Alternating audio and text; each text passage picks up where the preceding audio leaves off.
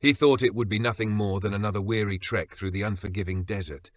Just another water check, another routine stop in a place where hope rarely lingered.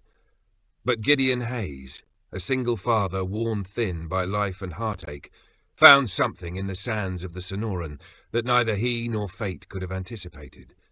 There, in the vast and brutal silence, lay 4 abandoned children, dusty, parched, and on the edge of fading away.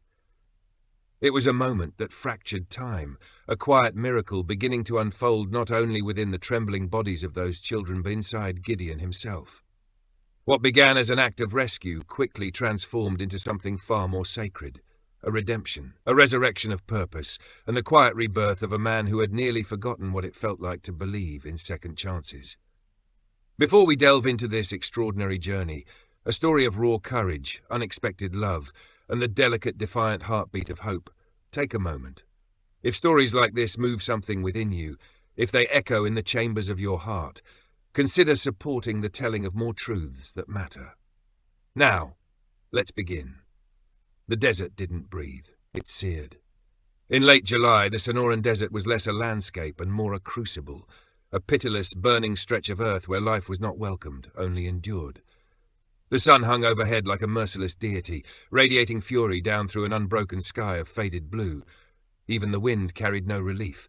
It gusted like the exhale of an open furnace, hot, dry, punishing. Gideon Hayes narrowed his eyes against the shimmering haze that danced off the hood of his battered white pickup. The vehicle was a ghost of its prime, flaking paint, an engine that groaned with every turn, and an air conditioner that had given up the fight 3 summers ago. But it still moved, and these days that was enough.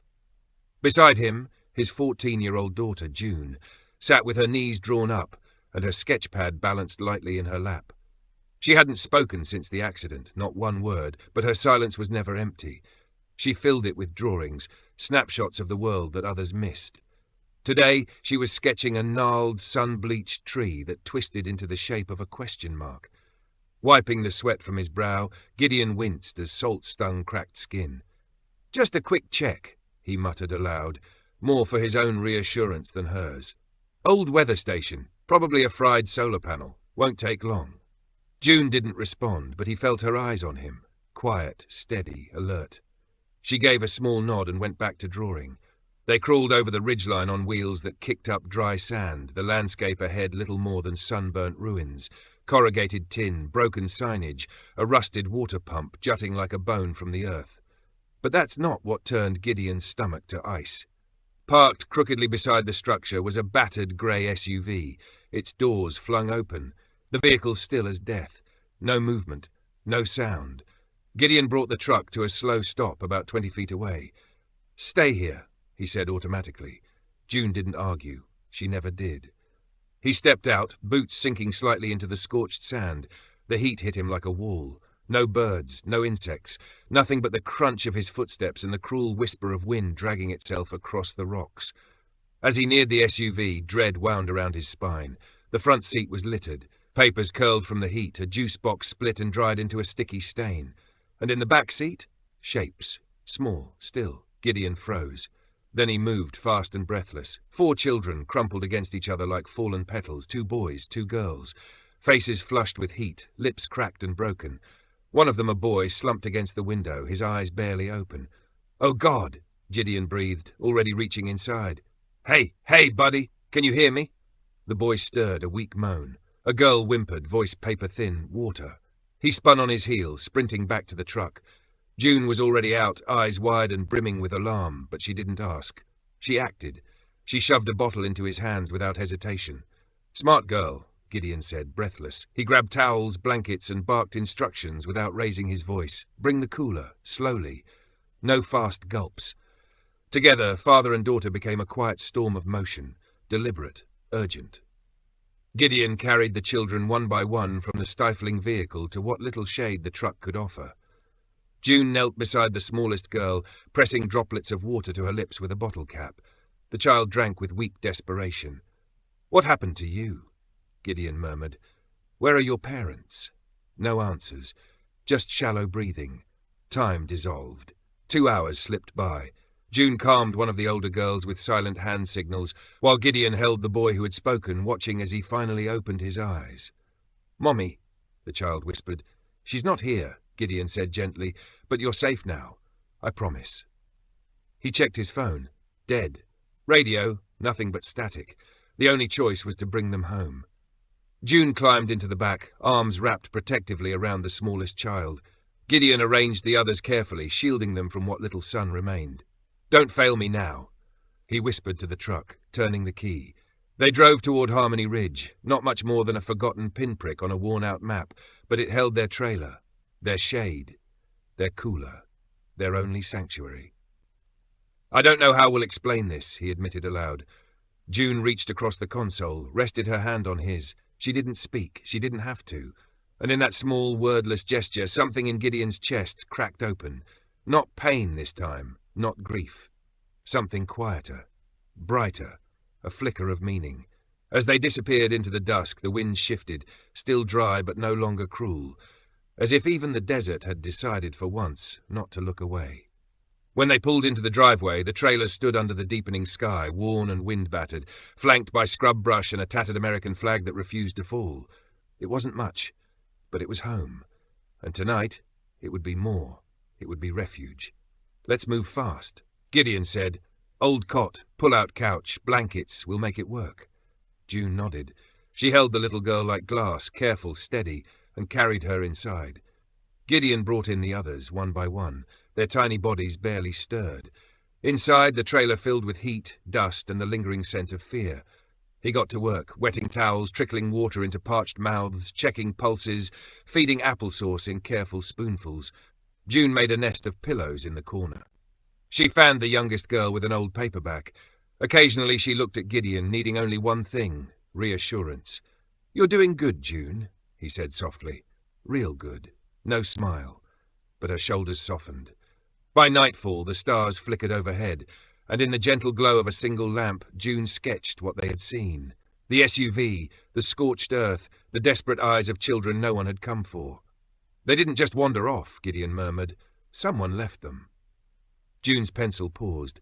"I don't know who does that, but I know who doesn't walk away from it." She looked up then, and in her eyes, for just a moment, he saw her mother, strong, kind, fierce. "We'll call someone," he said. "Child Services. Ruthie Lawson, if she's still around." June nodded. They didn't need words after that. They hadn't for years. Later, Gideon checked on the kids. One boy, about 7, clutched something tight in sleep. Gideon gently unfolded it, a photograph, worn with love and tears. A woman with kind eyes, her arm around the youngest girl, a tattoo on her wrist, a single wing stretched upward. He remembered her. Willa, from a relief station 5 years ago.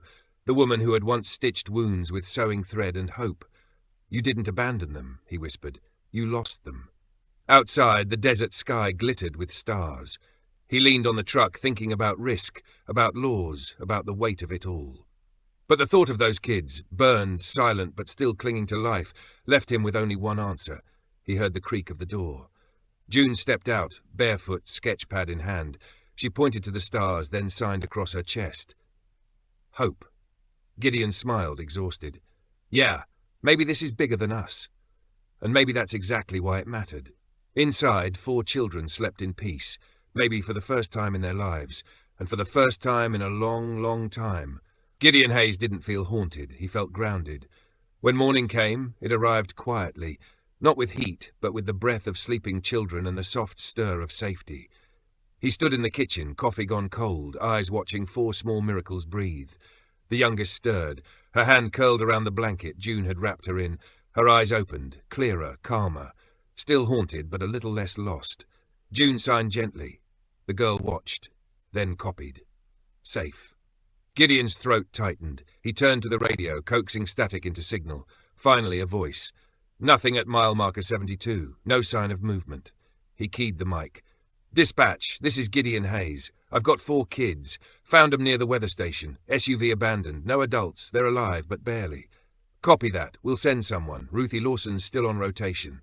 He clicked the mic off, rubbing his face. They'd come. With questions. Maybe more. June stood at the window, sketching the children, nestled together under shade, fragile as new leaves. You think we did the right thing? He asked. She turned, signed one word, always. He nodded. Yeah. 40 minutes later, a knock. Ruthie Lawson stood on the porch, clipboard in hand, braids streaked with grey. Well, she said, eyeing him, if it ain't Gideon Hayes. Ruthie, he said with half a grin, still chasing strays? Only the good ones. She stepped inside, and the moment she saw the children, her heart too softened, while staying faithful to every major moment and meaning from the original. She knelt quietly beside the boy, her voice hushed with reverence as she gently swept a curl from his sweat-dampened forehead. Her eyes lingered on the photograph clutched in his small hands. They look better than I imagined they would, she murmured, a mixture of relief and disbelief in her voice. You gave them water slowly, kept them shaded, fed them applesauce, electrolytes too. She raised a questioning brow, her tone half admiring, half incredulous. When did you become a paramedic? Gideon's response was quiet but resolute. It was that, or bury them. Those words settled over her like a sudden chill. They silenced her completely. For a moment, she said nothing, just stood and scribbled a few urgent notes. We'll have them evaluated at County General, she announced, her voice clipped with purpose. I'll file for an emergency 72-hour custody order. That'll give us time to identify them, find out where they came from and what the hell happened. I want to help, Gideon said softly. She turned to face him, eyes sharp. You want to keep them? He shook his head. I'm not saying that, but until we know the truth. But they shouldn't be passed around like packages. They're terrified. You thinking of taking on the whole system, Gideon? No, he replied. I'm just not walking away. There was a long silence. Ruthie studied him, her gaze piercing and thoughtful. And then, in a rare crack of softness, she smiled. I'll see what I can do. That evening, after the sheriff's deputy had documented everything and Ruthie had packed away her case files, she returned carrying a canvas bag stuffed with donated items, pajamas, snacks, stuffed animals. The toys smelled faintly of bleach and charity, but also of hope. June passed them out gently, one by one, as if offering a kind of fragile peace treaty. The children, still watchful and wary, accepted them with wide eyes and small hands. The red-haired girl, a little stronger now, clutched a teddy bear like it was a secret she could finally tell. Later, as twilight deepened over the desert, Gideon walked Ruthie to her car. She paused beside him, looking out at the vast expanse of quiet. You know what you're doing here, don't you? He shrugged, unsure. You're interrupting something terrible, she said. You're rewriting the ending.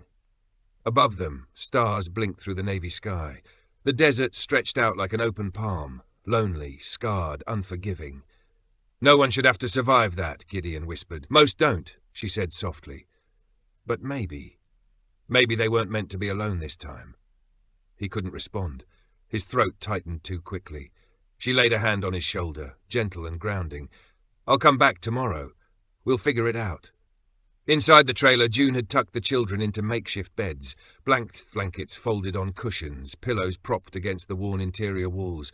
The trailer had never felt smaller, yet somehow it felt warmer, alive, full of soft breathing and hesitant dreams, the tender music of healing. Gideon sat alone at the table, his fingers running slowly across the old photograph he'd taken from the boy that morning. A memory crashed through him with stunning force. Willa. He hadn't thought of her in years, but now she came rushing back like a storm, breaking over dry land. He saw her as she'd been in that relief shelter, sleeves rolled up, bandages across her arms, not her wounds, but someone else's burdens. The way she'd stood tall, eyes burning with stubborn purpose, had seared itself into him. I don't know where I'm going, she had said once, but anywhere's better than where I've been. And that tattoo, etched faintly on her wrist. A wing, frayed at the edge, reaching for something just beyond. He looked at the smallest girl curled nearby. Same red hair, same curve of a smile. Still out there, he whispered. He didn't know how or why, but somewhere deep inside he believed it. The desert could swallow sounds, years, secrets, but some things, some memories refused to stay buried. He stared at the photograph again. The woman in it, tired, wind-blown, determined, a strength that hadn't yet given up. And there it was, the wing, unmistakable, a prayer inked into skin. Willa Jensen. The name hadn't passed his lips in 5 years, but now it hit him with clarity, sharp enough to draw blood. They had met outside Lauro, Texas, summer of fire and loss. She had walked in barefoot, soot-smeared, with a child pressed to her side. "Not mine," she'd said, "just someone I couldn't leave." She had stayed 3 weeks, helping strangers without asking for thanks. Then one evening, as they folded blankets together beneath a scorched sky, she had said quietly, "Some people aren't lost. They're just waiting for someone to come find them." And then she was gone. No goodbye, just vanished. Now she was here.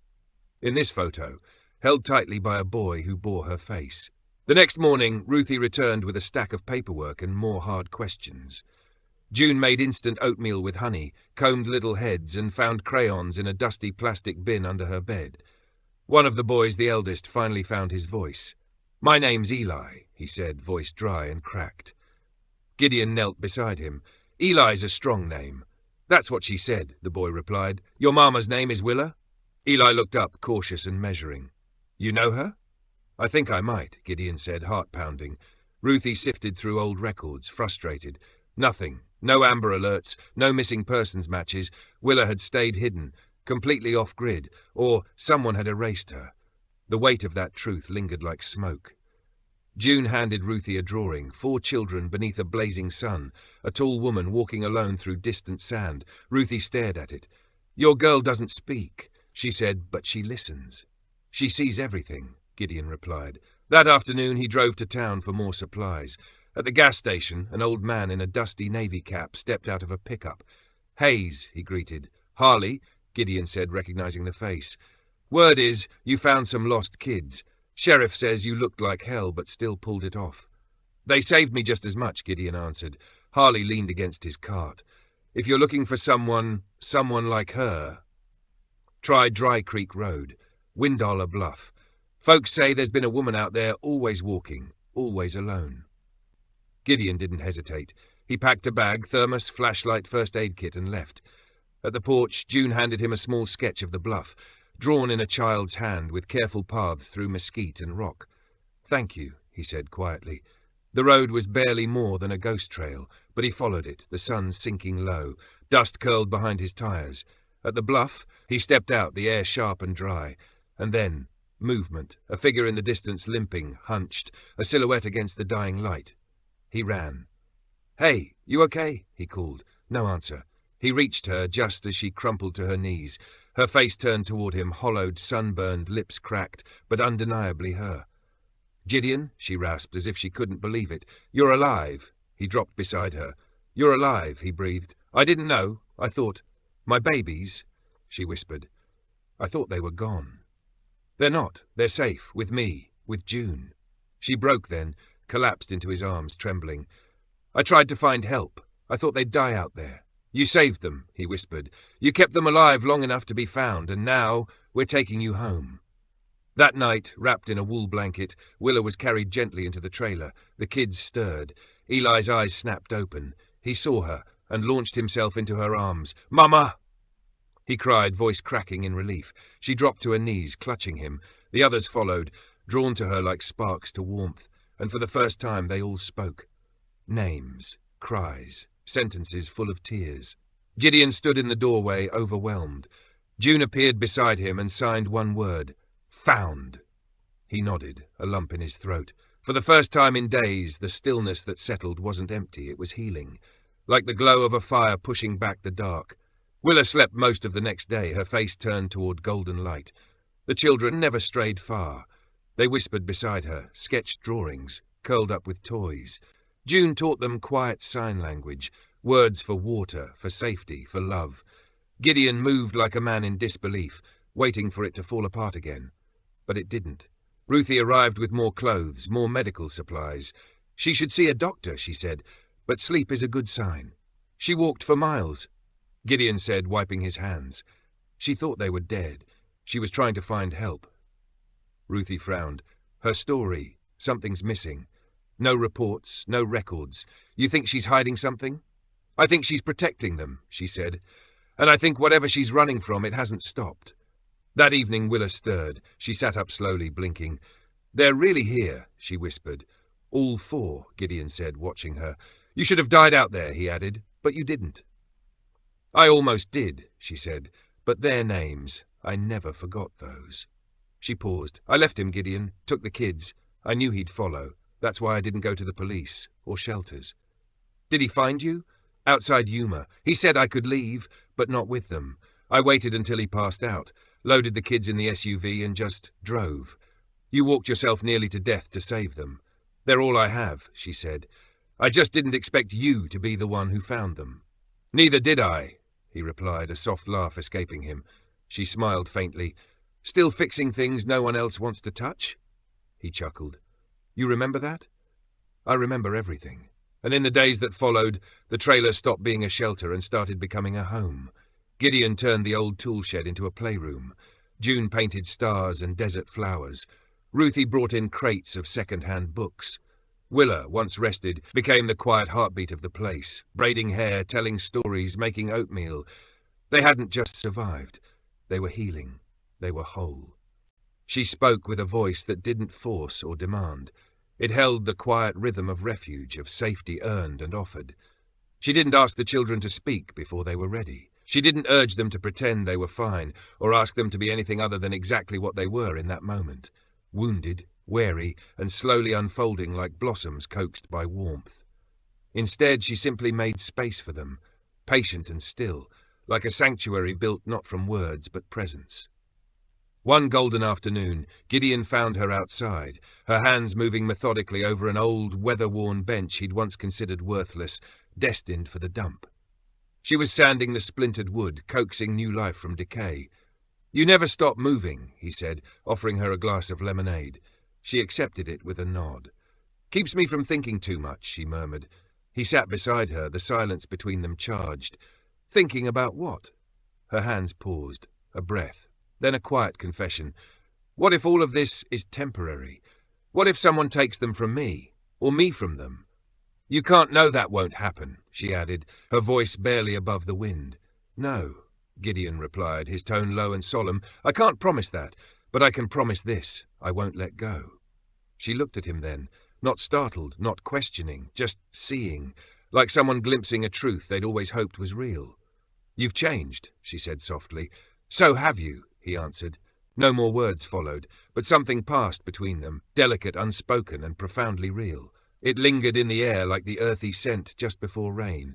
A promise, maybe, or a beginning. That night, under a sky thick with stars like pinpricks in black velvet, the children transformed the living room into a magical tent fortress of blankets and fairy lights. June sat in the corner, sketchpad in hand, capturing the moment, laughter etched in every curved line and smiling silhouette. Willa sat nearby, fingers curled around a steaming mug of chamomile, her gaze thoughtful. Gideon joined her. Do you ever think, she whispered, that maybe we don't need miracles? Maybe we just need someone who stays? He looked at her, eyes softened by understanding. Maybe they're the same thing. Outside, the desert wind rose again, not hollow this time, not mournful. It felt like it carried something toward them, something long awaited, something unnamed but undeniable. The air shifted, a subtle stirring like breath drawn before a revelation. By the next day, Harmony Ridge stood beneath a sky no longer sun-bleached but tarnished, like old copper bruised at the edges. The wind that usually roamed in lazy spirals now struck in sharp bursts, slapping the trailer with erratic violence. The roof creaked, the walls rattled. Gideon stood outside, eyes narrowing against the horizon. He knew this feeling, this pressure. A storm was coming, a bad one. June appeared beside him, map in one hand, sketchpad in the other. She looked skyward, then at him. He exhaled a single word. Ready? She nodded. Inside, Willa moved swiftly, gathering supplies, flashlights, batteries, jugs of clean water, canned food. The children, once timid but slowly finding peace, now sensed a change in the air. Eli sat by the window, wide-eyed. Little Jessie clung to June. Nora tried to distract Hannah with crayons, but her small hands trembled. Gideon stepped inside and closed the door behind him. Storm's closing in fast. We've got 2 hours, maybe less. Willa turned to him, her face pale but composed. Will the trailer hold? It's held through worse, he said. But we need to seal everything, windows, doors, brace the porch, and no one steps outside, no matter what. June was already moving, taping plastic over windows with swift, practiced hands. Willa joined her. Together, they transformed the trailer into a bunker, edges secured, lanterns placed, food stored, blankets laid out in a nest in the center of the living space. As the sky turned to blood red, they were as prepared as they could be. Then the storm hit. It came like a battle cry. Wind screamed across the desert, hurling sand like blades into every crevice. The trailer groaned under the force, its bones tested. Dust pushed through every crack despite their best efforts. The children huddled close, eyes huge, clinging to stuffed animals and each other. Gideon sat at the door, back pressed against it, legs outstretched, arms resting. June leaned into him. Willa sat with the kids, voice low and steady as she told a story about a tiny hummingbird who flew through a storm to return to her nest. Her wings were torn, she said, but she never stopped flying, because something waited for her on the other side. Jessie whispered, "Did she make it?" Willa looked across the room, eyes meeting Gideon's. "She did," she said gently, "because she had help." The power flickered. Once, twice, then darkness. No one screamed. June clicked on a lantern. Its glow spread across the room in soft amber waves. She handed her sketchpad to Eli. Surprised, he took it. Slowly, he began to draw. Hannah and Nora leaned in. One pencil, one pad, 4 children, sharing something wordless but whole. Trust, maybe. Hope. Time passed. Hours slipped by. Gideon drifted into sleep. When he awoke, Willa sat beside him, their shoulders barely touching. "Sorry," she whispered. "Didn't mean to wake you." "You didn't." They sat in silence, listening to the storm's moans. "I used to think storms were punishment," she said. "Every one that came felt like a reminder that I'd failed, that I was weak." He looked at her but said nothing. "Now," she continued, "I wonder if they're resets, the Earth's way of starting over." He nodded. "We all need a reset sometimes." She turned to him, eyes searching. "I never told anyone the whole story." "You don't have to," he said gently, "but I want to." And so she told him, about the man she trusted who became controlling. Cruel. How every time she cried for help it was too late or met with doubt. How she stayed for the kids, and how that nearly broke her. "I didn't want to be a victim," she said, "but I wasn't a hero either. I was just a mother, and I was terrified." "You were brave," Gideon said, "still are." She smiled, though it didn't quite reach her eyes. "I don't know what happens next, if the law comes, if he comes." Gideon reached over, covering her hand with his. "Then we face it, together." Outside, the wind softened, no longer howling, just sighing like the desert exhaling. Across the room, June looked at them and smiled. Not a big smile, but real. The first in days. For the first time, Gideon didn't feel like a man barely holding it together. He felt like part of something strong. By morning, the storm had passed. The trailer was covered in dust, the yard a mess, but they were alive, all of them. Gideon stood outside with Willa as the sun rose through a newly scrubbed sky. "We'll have to rebuild the porch," he said, half laughing. "We can do that," she replied, touching his arm. Behind them, the children played, laughter light as wind chimes, and for the first time he believed they weren't just surviving anymore. They were becoming a family. The desert lay quiet, not dead, resting, reverent, washed clean. Later that afternoon, June found something unusual behind the shed. Stones carefully arranged in a circle with 3 lines like rays. "What is it?" Willa asked. Gideon studied it. "Not natural, someone made this on purpose." June sketched it. "Could be a signal," Willa said slowly. "In search and rescue, hikers left markers like this, if they couldn't call out." "Danger," Gideon finished. A chill ran through him. "Could it be him?" he asked. Willa didn't answer immediately. "I don't know," she said at last, "but if he's out there, he won't stop." That night, Gideon couldn't sleep. He studied June's sketch. Something about it scratched at memory. He'd seen something like this before, during a rescue.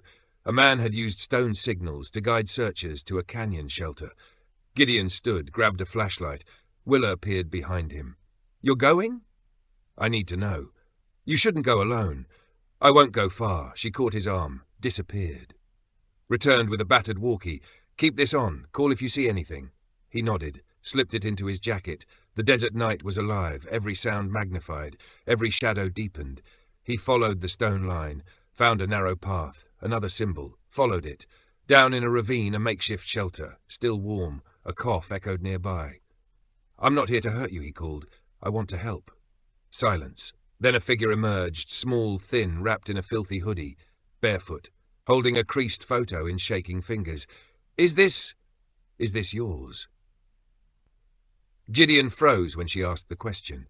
In her trembling hands was a photo, weathered and sun-bleached, but unmistakable. Willa, smiling, with the children around her, captured in some distant moment of peace. He stepped closer, cautiously, as though approaching a ghost. "Where did you get that?" His voice cracked.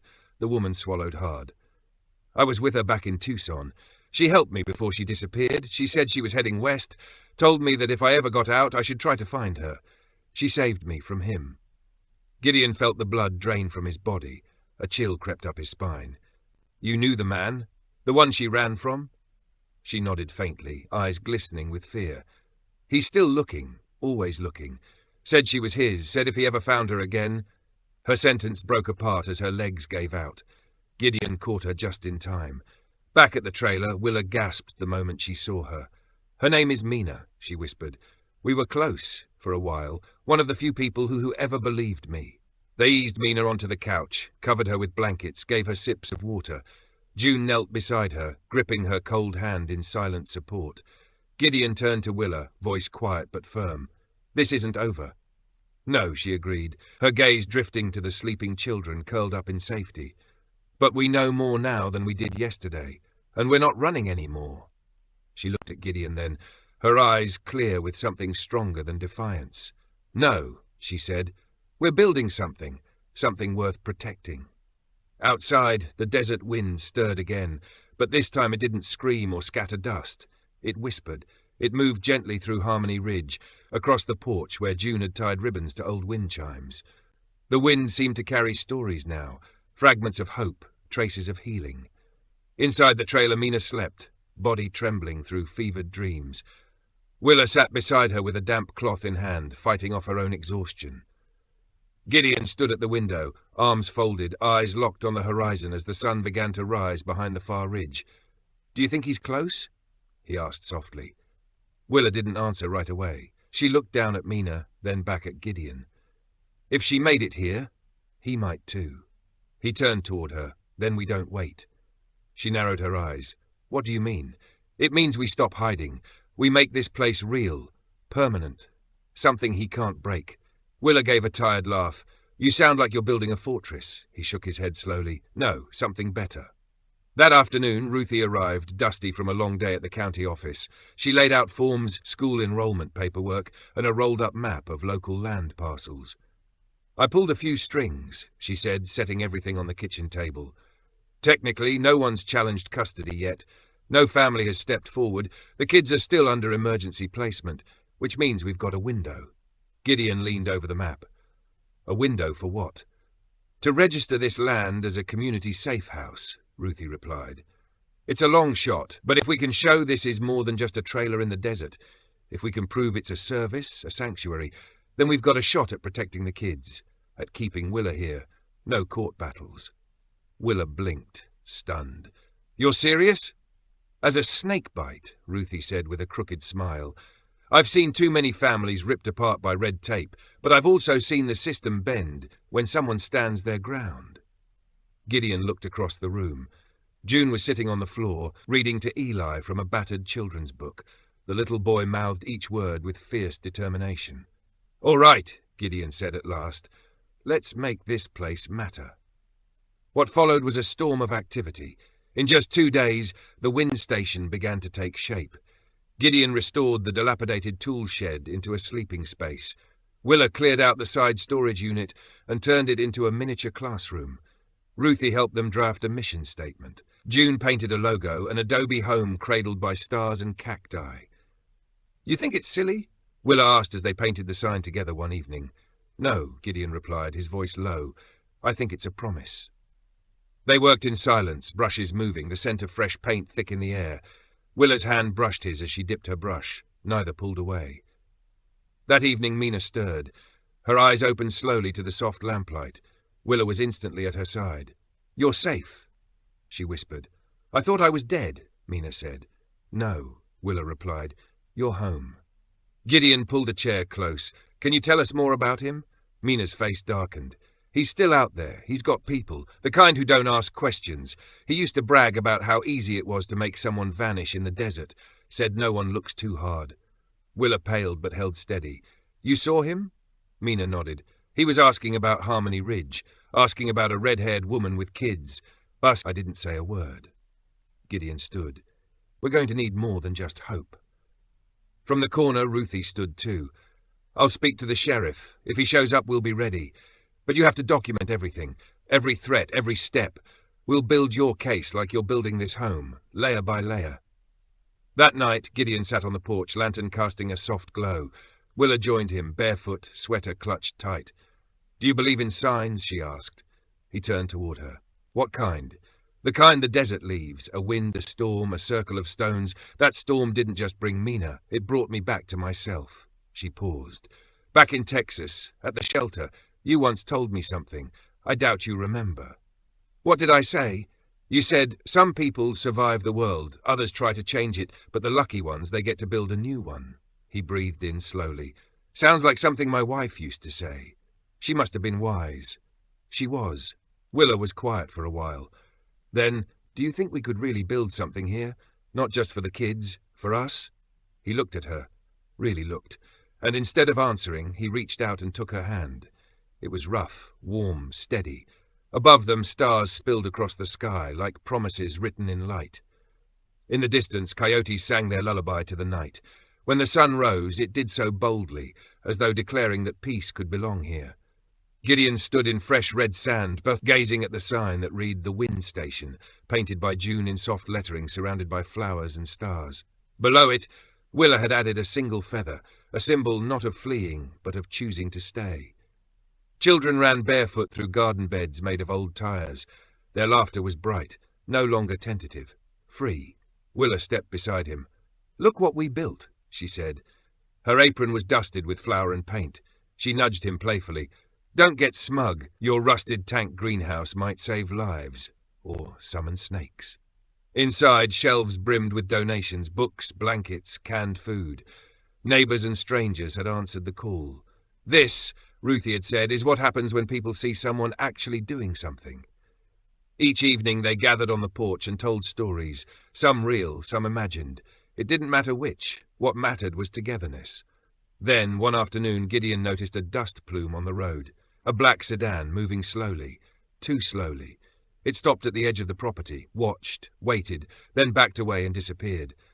That night, as Willa stepped outside, Gideon followed. Someone came today, he said. She turned. Who? I don't know, just watched, then left. Her face tightened. He took her hand. You're not alone. You've got me. You've got Ruthie. This place isn't just shelter anymore. It's a stand. And if they go through you? She asked softly. Then they'll find out who's behind me, he said. She didn't smile, but she leaned into him and rested her forehead against his chest. The next day, Ruthie returned with Deputy Matt Connors. They walked the perimeter, noting tire tracks. We'll add patrols, Matt promised. You've got rights here. This is peace, and some people don't know what to do with that. That night, June handed Willa a new drawing. It was their family standing before the wind station, hand in hand, bathed in the morning sun. And in the background, a small, shadowy figure fading into the desert dust. What's this? Willa asked. June signed. A shadow, but we're facing the light. Willa kissed her cheek. Yes, baby, that's exactly what we're doing. And Gideon, standing in the doorway, heart swelling, realized they were no longer just survivors. They were home. The little sketches June passed around, each one a tender portrait of the wind station, each one simply signed June, floated through the crowd like quiet invitations. Come see what love has built. Inside the trailer, Willa's fingers moved with instinctive gentleness, sectioning Hannah's hair into neat braids, while her other hand stirred the stew simmering in a dented enamel pot. At the small table, Mina and Ruthie bent over a handwritten list. Names of women scattered across the desert towns who might one day need a bed, a meal, or just someone brave enough to whisper, "Me too." It was more than a community picnic. It was a pronouncement carved into sun-baked earth. Around noon, Ruthie struck her spoon against a mason jar, thin chime slicing through conversation and cicada hum. May I have your attention? Sun-hatted neighbors and curious travelers fell quiet, shading their eyes. I've served in social services 26 years, Ruthie began, voice steady with earned authority, and I've seen every flavour of stopgap shelter, every plan patched together with duct tape and desperation. But this, she swept an arm toward the trailers, the garden beds, the makeshift classrooms, this is different. It rose out of nothing but courage, kindness, and stubborn love. No salaries promised, no guarantees given. Just people who kept showing up, one board, one meal, one frightened child at a time. She paused, emotion catching in her throat. And today, I'm honoured to announce that the Wind Station is now officially registered with the county as an emergency family sanctuary. These kids have a home. This land has legal protection. And nobody is going to bulldoze what's been built here. Thunderous applause erupted. Gideon felt Willa's fingers slide into his. Startled, he glanced down, but she held on, and so did he. Later, under a tangerine sun, Eli clambered onto the pallet stage, parchment clutched in shaking hands. Cheeks crimson, voice small but sure, he read, "My name is Eli. I used to be scared, still am sometimes, but I'm not scared of being alone anymore. Because this place, this family, it's like when you're lost in a storm and you see a porch light far away. You keep walking, and when you reach it, somebody opens the door and says you made it. That's what the Wind Station is, the porch light." Silence, then a swell of cheers so loud a desert sparrow shot skyward, startled into flight. Night draped itself in velvet. On the porch, Gideon and Willa leaned on the rail, watching June chase Jessie and Nora through moon-tattered shadows, their laughter turning darkness into music.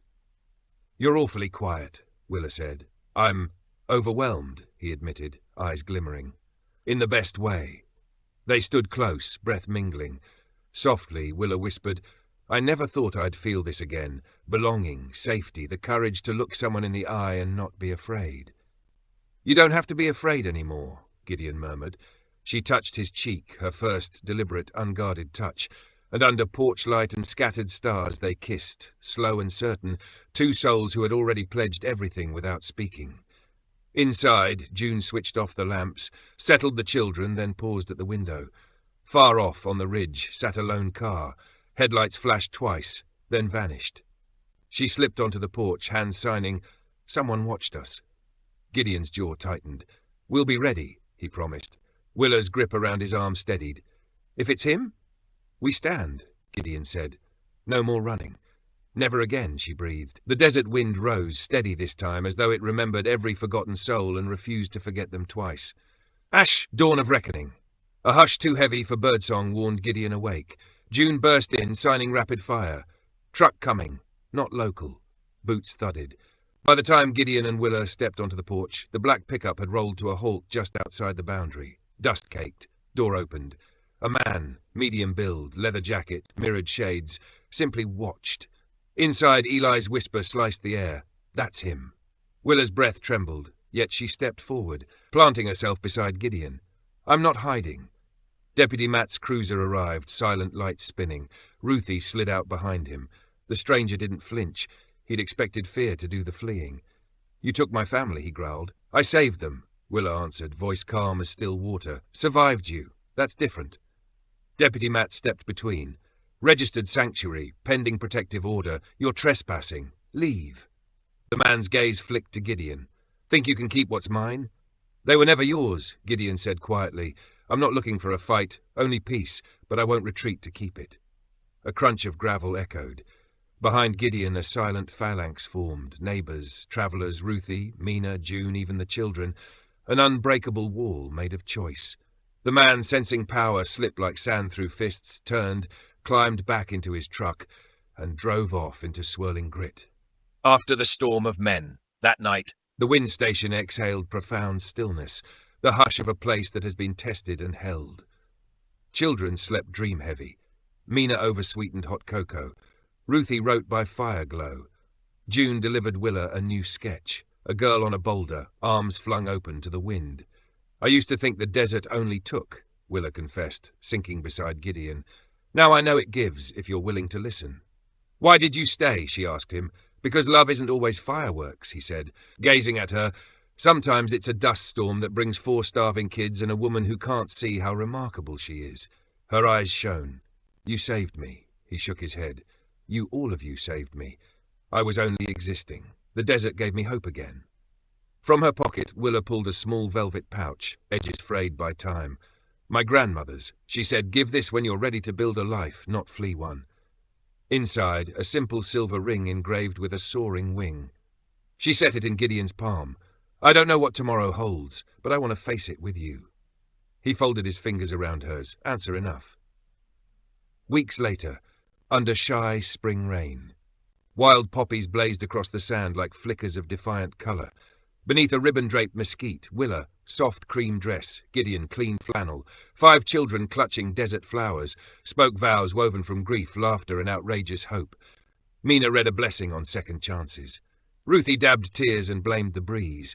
Someone called to miracles, and no one laughed, because everyone there knew the wind station was one. When the embers dimmed and guests drifted away, Gideon lingered under the universe of stars, not lost but full. June joined him, offering her newest drawing, an aerial view of the wind station, glowing like a hearth at the heart of the desert. In the sky she had lettered, "We were found, and we stayed." Gideon's eyes blurred. "Yeah," he whispered, voice thick. "We did. Because sometimes the harshest landscapes bloom the fiercest miracles. Sometimes the family we need is not the one we inherit, but the one that finds us when the world forgets." If this story brushed your heart, let us know. Tell us where you're reading from. Share a thought below. Every word you leave becomes another stone in this house of hope. And if you'd like more reminders that goodness is still out there, consider subscribing so we can keep sowing light, one story at a time. From our sun-washed corner of the desert to wherever you stand tonight, stay kind, hold fast, and never stop believing in second chances.